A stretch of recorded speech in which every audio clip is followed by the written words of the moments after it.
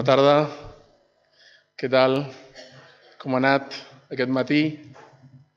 Vam estar a l'església de Terol, carrer Terol 22, que té molts vincles amb aquesta església també, i els germans i les germanes allá també us envían records y benedicciones. Muy bien, seguimos con la serie que estamos dando estos domingos, Señales de Vida. Y hoy toca la sexta señal que encontramos en el Evangelio de Juan, vida en lugar de miedo. Con un texto que se encuentra en el capítulo 6 del Evangelio de Juan, es Jesús caminando sobre el mar. Y antes de empezar a desarrollar la serie de hoy, vamos a recordar un poco las que hemos visto hasta ahora, porque a medida que vamos avanzando, las semanas se nos quedan más atrás y de alguna manera pues se nos van olvidando. Así que vamos a recordar lo que hemos visto hasta ahora, un repaso muy breve, muy breve. El primer día, si os acordáis, hablamos de la primera señal, vida en lugar de vergüenza, cuando Jesús transforma el agua en vino. Luego hablamos de vida en lugar de preocupación, vida en lugar de religiosidad, vida en lugar de escasez, y hoy hablaremos de vida en lugar de miedo, y hablaremos de vida en lugar de miedo porque pienso que uno de las emociones, de los sentimientos más básicos y profundos del ser humano también es el miedo, y el Evangelio tiene algo que decir al miedo humano y a la utilización perversa del miedo, sobre todo esto, sobre todo la utilización perversa del miedo. Y escuchamos esta frase, utilización perversa del miedo, y suena así como muy rimbombante y filosófico, pero más adelante lo explicaré y ya veréis que lo tenemos de manera muy habitual en nuestro día a día, una utilización perversa del miedo, y os puedo asegurar que el Evangelio de Jesús, el ministerio de Jesús, lo que Jesús dijo e hizo, también tiene algo importante que decir ante la utilización perversa del miedo. Y por eso una de las 7 señales que encontramos en el Evangelio de Juan tiene algo que decir al miedo humano. Así que vamos a empezar ya directamente con el texto que teníamos para esta tarde. Juan capítulo 6, versículos del 16 al 21. Es una escena muy conocida del Evangelio. Se encuentra en el Evangelio de Juan, también se encuentra en el Evangelio de Marcos. Es una escena que está repetida. Es una escena que cuando leemos el Evangelio de Juan puede ser que la leamos así de pasada porque está inmediatamente después de otro milagro, que es cuando Jesús multiplica la comida. Así que a veces se nos puede pasar desapercibida, pero la lección, la enseñanza que encontramos aquí de este milagro es central e importante para la vida de los cristianos y las cristianas, sobre todo hoy en día que tenemos el peligro de ser objetos de una utilización perversa del miedo. Dice así, Juan 6, 16 al 21, dice: al atardecer sus discípulos descendieron al mar y subieron a una barca y se dirigían al otro lado del mar, hacia Capernaum. Ya había oscurecido y Jesús todavía no había venido a ellos, y el mar estaba agitado porque soplaba un fuerte viento. Cuando habían remado unos 25 o 30 estadios más o menos, vieron a Jesús caminando sobre el mar y acercándose a la barca, y se asustaron. Él les dijo: yo soy, no temáis. Entonces ellos querían recibirle en la barca. Inmediatamente la barca llegó a tierra donde iban.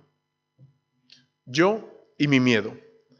Estoy convencido que la única forma real de afrontar los problemas y la vida es mirando hacia el creador de la vida. Os propongo esto: afrontar los problemas de la vida no con nuestras fuerzas o con nuestras habilidades, sino concentrando nuestra atención, poniendo nuestra mirada al dador de la vida. Yo creo que cada uno de los que estamos aquí, y corregidme si me equivoco, podríamos escribir una enciclopedia acerca de nuestros propios miedos. Y en ese sentido, me gustaría proponeros como introducción 2 frases de 2 filósofos que me gustan mucho, que hablan acerca de eso, acerca del miedo. El primero es Thomas Hobbes, y él dijo: el día que yo nací, mi madre parió 2 gemelos, yo y mi miedo. Yo y mi miedo. El segundo es más actual, José Antonio Marina, un gran catedrático de filosofía y que habla mucho también de pedagogía y enseñanza. Y José Antonio Marina tiene un libro que se llama Anatomía del miedo. Es un libro magnífico. Y aquí en este libro, José Antonio Marina explica que los miedos pueden ser individuales o colectivos, pueden ser el miedo que yo tengo o un miedo colectivo de un grupo, puede ser un miedo innato que tengas desde que naciste o que lo hayas adquirido, como por ejemplo, no sé, imagínate que cuando sales a pasear con tu madre, ¿no? Cada vez que viene un coche, tu madre pues te coge de la mano y te acerca a ella, ¿no? Porque ella tiene miedo a los coches, a que te lleve un coche, entonces claro, tú adquieres ese miedo, ¿no? Ante esa circunstancia. Puede ser un miedo innato o adquirido. El miedo es un sentimiento contagioso. Es curioso, pero el miedo se contagia. El miedo se contagia, dice José Antonio Marina.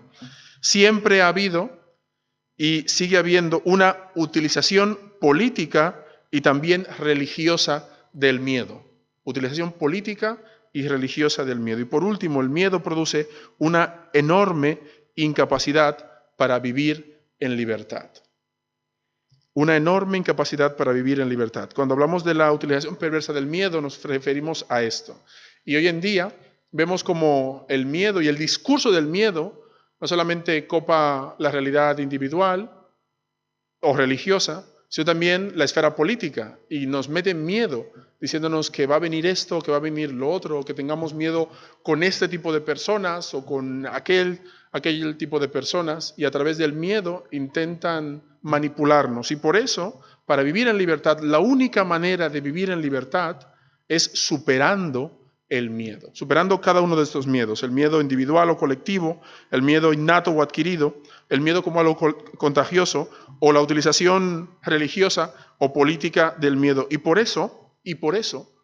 porque el Evangelio nos propone una forma de vida libre y digna, el Evangelio también tiene algo que decir al miedo humano. A mí me parece fantástico esta propuesta que el Evangelio tiene acerca del miedo, porque muchas personas piensan que la Biblia es un libro anticuado y que la fe en Dios y la confianza en Dios no tienen lugar hoy en día en el siglo XXI. Los hombres y las mujeres del siglo XXI no necesitan la fe en Dios para tener una vida digna, para desarrollar un proyecto de vida digna. Y me parece fantástico cómo el Evangelio contradice esta afirmación. Porque el Evangelio realmente habla de cosas que le preocupan a las personas y que las personas necesitan entender y comprender. Es cierto que durante mucho tiempo la iglesia o la teología hablaba de cosas que la gente o no entendía o no les preocupaba. Por ejemplo, la discusión sobre el sexo de los ángeles, ¿no? Cuando hablamos de cosas que no llevan a ningún lado, decimos, pues está hablando acerca del sexo de los ángeles. Y es verdad que durante mucho tiempo la teología y la iglesia estuvieron discutiendo sobre eso, pero si en lugar de concentrarnos en esas cosas que no llevan a ningún lado, leemos el Evangelio, vemos a Jesús, nos daremos cuenta cómo Jesús realmente habla a las personas y a los seres humanos sobre cosas muy, muy importantes. Y en esta tarde me gustaría ver a Jesús y ver qué nos dice Él acerca de los miedos que todos más o menos tenemos y cómo el Evangelio nos propone una forma de vida libre y una forma de vida digna. Y para entender realmente esa propuesta del Evangelio ante la realidad del miedo que a veces nos azota, me gustaría leer otro texto, que es el texto paralelo al que hemos leído del Evangelio de Juan, esta vez en el Evangelio de Marcos, también en el capítulo 6, los versículos 45 al 52. Es el mismo texto, es la misma historia, pero esta vez explicada desde la óptica del evangelista Marcos. ¿Y por qué es interesante? Porque si de alguna manera la iglesia primitiva quiso conservar esta historia en dos versiones, es porque cada una de ellas nos enseña algo interesante acerca de cómo afrontar algo tan básico, pero a la vez tan incapacitante muchas veces como el miedo. Marcos 6, 45 a 52 dice, enseguida Jesús hizo que sus discípulos subieran a la barca y fueran delante de él al otro lado, a Betsaida, mientras él despedía a la multitud. Y después de despedirse de ellos, se fue al monte a orar. Al anochecer, la barca estaba en medio del mar y él estaba solo en tierra. Y al verlos remar fatigados porque el viento era contrario, como a la cuarta vigilia de la noche, fue hacia ellos andando sobre el mar y quería pasarles de largo. Imaginemos un poquito la escena. Jesús está caminando tan tranquilo sobre el mar, los discípulos de Jesús, que muchos de ellos eran pescadores y avesados marineros, por lo que entendemos del texto, están zozobrando en una pequeña barca y Jesús está caminando y quiere adelantarles, ¿no? De alguna manera eso es una especie como de chiste o chascarrillo del Evangelio. Pero cuando ellos le vieron andando sobre el mar, pensaron que era un fantasma y se pusieron a gritar porque todos lo vieron y se turbaron, estaban literalmente paralizados de miedo. Pero enseguida él habló con ellos y les dijo, tened ánimo, soy yo, la misma expresión que utiliza en Juan, soy yo, no temáis, y subió con ellos a la barca y el viento se calmó. Y ellos estaban asombrados en gran manera porque no habían entendido lo de los panes, que es la escena anterior, sino que su mente estaba embotada. La gran pregunta que me gustaría hacer en esta tarde, sobre la que me gustaría reflexionar en este sermón, es ¿cómo vencer el miedo? ¿Cómo vencer el miedo? En este episodio aparece fuertemente destacado el miedo de los discípulos. La fe de ellos se pone a prueba a través de esto, del miedo. Es de noche y la barca está siendo maltratada por las olas y un fuerte viento. Jesús camina, los discípulos ven caminar sobre el mar y en lugar de reconocerlo pensaron que estaban viendo un fantasma. Y el resultado es que unos hombres adultos, rudos, expertos en el mar, se ponen a gritar llenos de pavor. La pregunta que nos podemos hacer todos es, ¿por qué los discípulos, como hemos dicho, personas acostumbradas al mar, ante esa circunstancia, por qué los discípulos tuvieron miedo? Para contestar a esta pregunta, tenemos que poner la atención en la escena anterior a esta que estamos leyendo. Estamos leyendo la escena en la que Jesús camina sobre el mar. Y la escena anterior, ¿cuál es? La que reflexionamos el domingo pasado, cuando Jesús multiplica los panes y los peces.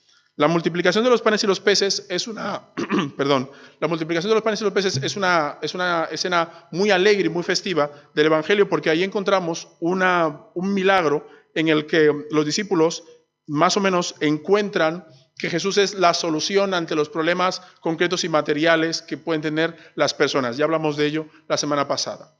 Sin embargo, aunque este milagro es fantástico, es muy llamativo, este milagro de hecho se encuentra en los 4 evangelios.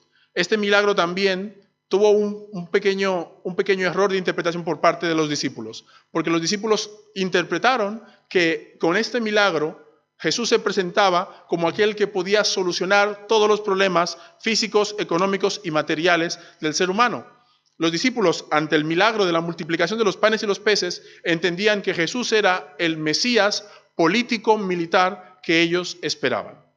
Los judíos, como los discípulos, como cualquier judío en aquella época, esperaban a alguien que les liberara del yugo romano. Todos los pueblos tienen el deber o la capacidad de desear liberarse de aquel que les está oprimiendo, ¿no? Todos los pueblos tienen esa oportunidad, desear liberarse de aquel que les oprime. En este caso, en el siglo I, los judíos estaban siendo oprimidos por el yugo romano. Así que ellos anhelaban a alguien que les liberara. Y cuando Jesús empezó a hacer estas señales y estos milagros, los discípulos, al igual que mucha gente en este momento, pensaron, ok, ya lo tenemos, es Él, perfecto. Y cuando Jesús entonces les dice, no se trata de eso. Subid a la barca y pasad al otro lado. Los discípulos no entendían lo que acababan de ver. Oye, pero sí, acaba de multiplicar los panes y los peces. La gente quiere hacerle rey. Ya está. El anhelo que tenemos, el anhelo de un líder político y militar que nos libre de Roma, ya lo tenemos. Y Jesús dice, no se trata de eso. Subir a la barca y pasar al otro lado. Y entonces Jesús se pone a orar. ¿Por qué tienen miedo los discípulos? Porque los discípulos ponen su atención en el lugar incorrecto. Porque piensan, interpretan la señal solamente en el sentido de poder y reconocimiento. Y no entienden que lo que Jesús está queriéndonos enseñar con los panes y los peces es a confiar plenamente en Dios, así como Dios quiso que el pueblo de Israel en el desierto aprendiera a confiar plenamente en Él.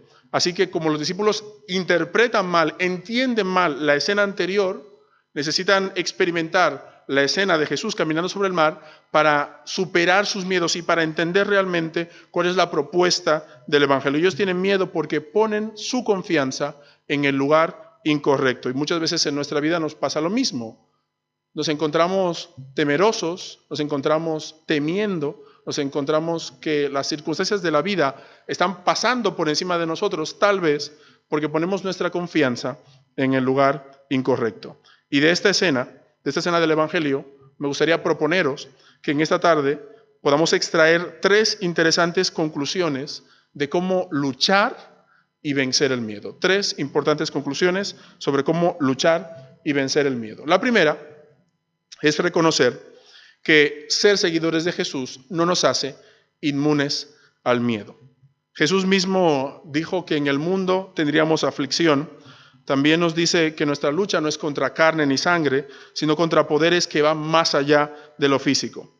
Cuando nos hacemos cristianos, también traemos a esta empresa, a este proyecto, a esta carrera, los miedos que tenemos. Así que decir, como ya soy cristiano, no tengo ningún miedo, no es del todo cierto. Los creyentes, los seguidores de Jesús también tenemos miedo. Y creo que no deberíamos tener vergüenza para reconocer que en muchas circunstancias, en muchas ocasiones, tenemos miedo, tenemos verdadero pavor. Pienso que muchos cristianos viven una falsa espiritualidad basada en la apariencia. De hecho, me gustaría contaros la historia de un hombre llamado Ironside, que él era general del Ejército de Salvación. Y él hacía ver que su vida era perfecta, que había llegado a un tipo de santidad especial en el que no pecaba, en el que no tenía miedo, en el que no dudaba jamás de la presencia y de la provisión de Dios. Y esto evidentemente despertaba la admiración de toda su congregación. Y Ironside hacía ver esto, ¿no? Que él era un hombre que no pecaba, que había llegado a ese nivel de perfección. ¿Vosotros pensáis que alguien puede llegar en esta tierra, mientras está en esta realidad, a llegar al punto de no cometer cero pecados, ningún pecado? ¿Pensáis esto? Yo no lo sé. Honestamente os lo digo, no lo sé. En el caso de Ironside no era cierto. Él seguía pecando. Pero, ¿qué pasa? Que como era general del Ejército de Salvación, su vida se basaba en eso, en que él hacía ver que no pecaba. Así que en una ocasión estaba hablando con la mujer más anciana de su iglesia y sin poder aguantarlo más tuvo que reconocerlo y decirle, ¿sabe qué? Que no es verdad, que sigue habiendo pecado en mi vida, que sigue habiendo temor en mi vida, que muchas veces dudo también de Dios. ¿Y sabéis qué le dijo la señora a Ironside? Le dijo, señora Ironside, qué alivio, porque a mí me pasa lo mismo. Como creyentes no debemos construir nuestra vida basadas en una falsa espiritualidad. Es verdad que todo lo podemos en Cristo que nos fortalece, pero el hecho de que todo lo podamos en Cristo que nos fortalece no quiere decir que muchas veces nos sentamos verdadero vértigo ante los retos de la vida. Así que tenemos que reconocer eso, que somos seguidores de Jesús, que hemos creído en Él, que confiamos en Él, pero muchas veces nosotros, los creyentes, también tenemos miedo, así como los discípulos. En segundo lugar, el miedo suele venir cuando ponemos nuestra atención en el lugar incorrecto. Y esto los discípulos tendrían muchas lecciones que darnos. De hecho, en el Evangelio hay 2 tradiciones, podemos decir 3 tradiciones que nos hablan de esto. Historias que nos hablan de los discípulos en una barca, de Jesús en el mar o caminar sobre el mar y del viento y las olas.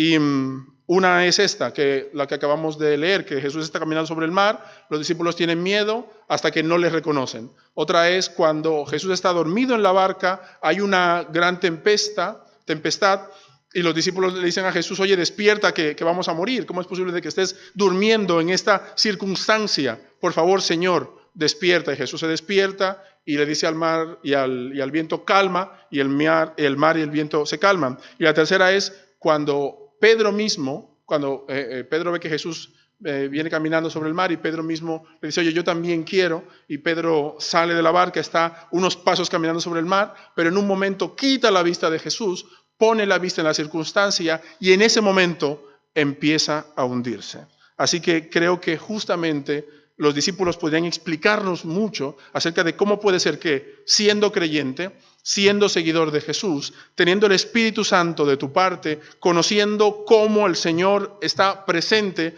en la vida de los hombres y mujeres que creen en Él y que le siguen, aún así podamos seguir teniendo miedo. Tenemos miedo cuando quitamos la vista del Señor y empezamos a ponerla en las circunstancias.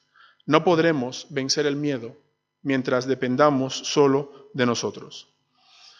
Mira, yo no sé si es verdad un bulo que corre por internet, pero dicen que cuando se construyó el Titanic, el que construyó el Titanic dijo que este barco era tan poderoso y perfecto que ni Dios mismo sería capaz de hundirlo. Yo no sé si es verdad o no, a lo mejor vosotros lo sabéis, si lo dijo o no. En todo caso, el tema es que si ponemos nuestra confianza en la fuerza de los hombres, hay muchas probabilidades que nos hundamos como el Titanic. Pero en lugar de eso, si ponemos nuestra confianza en Dios, podremos permanecer a flote. Un ejemplo de ello es una historia del Antiguo Testamento, es la historia de Gedeón. Es una historia fantástica, la historia de Gedeón, porque Gedeón tenía que luchar contra una tribu que se llamaba los Madianitas, y dice el texto que los madianitas eran muy numerosos, eran como langostas. No se podían contar de lo grande que era el número de los madianitas. Así que Gedeón tenía que enfrentarse con ellos y Gedeón buscó todo un ejército para enfrentarse contra los madianitas. Y Dios le dijo a Gedeón, oye, creo que son muchas personas. Y Gedeón le dice, pero Señor, los madianitas son muchos. Y el Señor le dice, no, creo que ese ejército que has buscado son muchas personas. Creo que deberías quitarle a ese ejército que tienes. Y Gedeón quitó un grupo. Y el Señor le dijo, todavía siguen siendo muchos. Y Gedeón dijo, pero es que los madianitas son muchísimos más. Y el Señor le dice, hazme caso, son muchos. Y todavía quita un grupo. Y todavía el Señor le dice, siguen siendo muchos.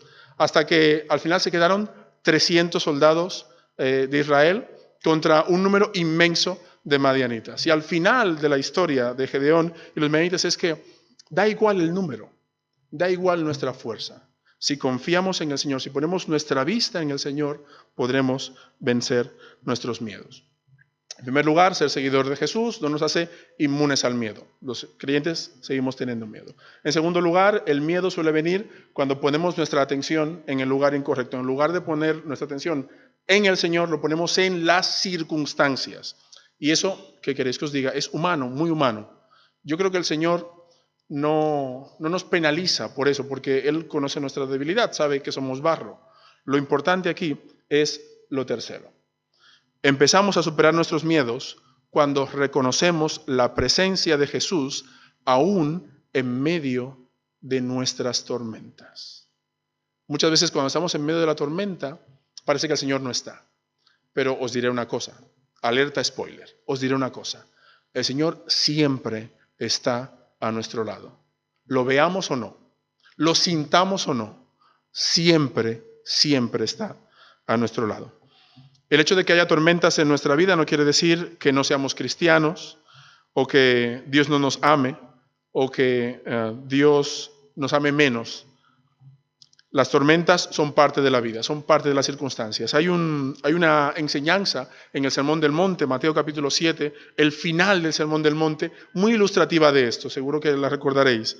Nos habla de dos personas que construyeron dos casas. Uno construyó una casa sobre una roca y otro construyó la casa sobre la arena. Y el texto dice que al que construyó su casa sobre la arena, vino un fuerte viento, cayó la lluvia y la casa se derrumbó.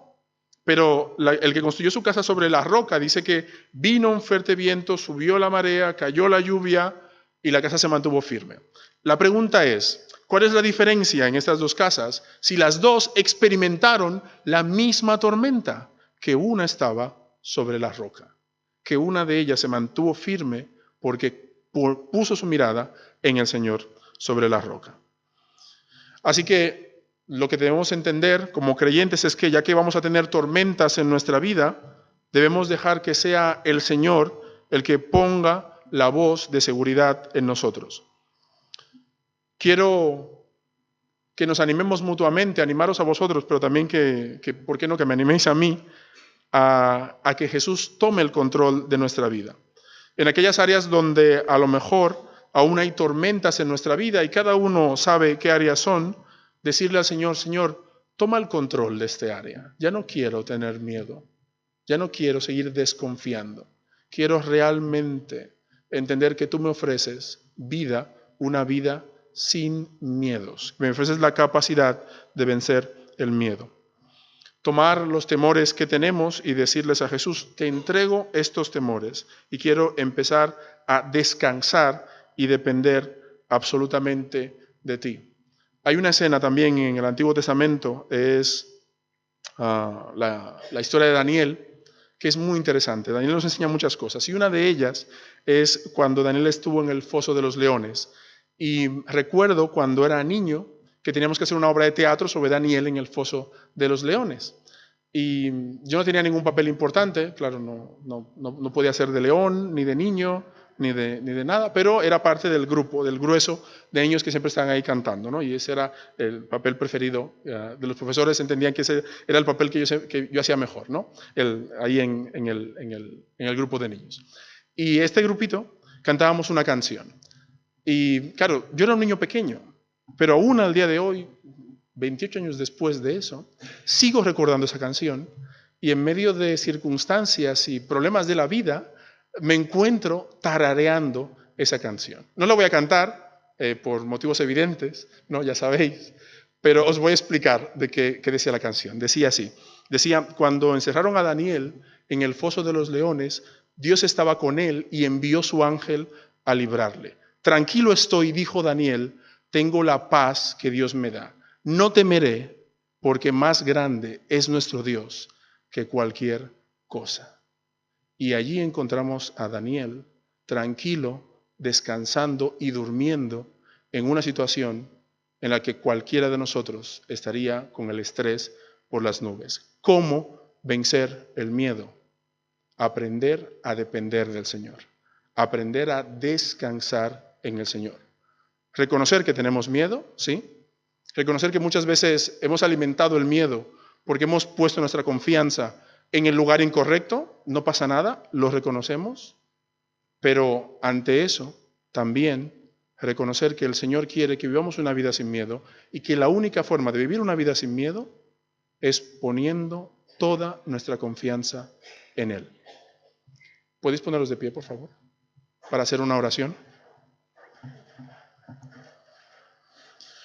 Una oración en la que le digamos al Señor: Señor, gracias en esta tarde porque nos das el enorme privilegio de acercarnos a tu palabra. Gracias porque nos regalas la oportunidad de aprender de ti, de escuchar tu voz contenida en las Sagradas Escrituras. Gracias porque nos has dado tu Espíritu para recordarnos lo que allí dice y también para inspirarnos y animarnos a ponerla en práctica. Señor, pero tú sabes que muchas veces nos hemos encontrado con miedo en nuestras vidas. Muchas veces el miedo nos ha limitado y nos ha paralizado para hacer grandes cosas que tú quieres que hagamos. Así que en esta tarde me gustaría entregarte nuestros miedos, Señor. Las cosas que nos paralizan. Señor, aquellas circunstancias, aquellas crisis y tormentas en nuestra vida que no nos permiten tener una vida digna y una vida plena, Señor. Lo ponemos delante de ti y confiamos en ti. Queremos pedirte que día tras día nos ayudes a vencer el miedo en tu poder y confiando en ti, Señor, en tu nombre. Amén. Muchas gracias.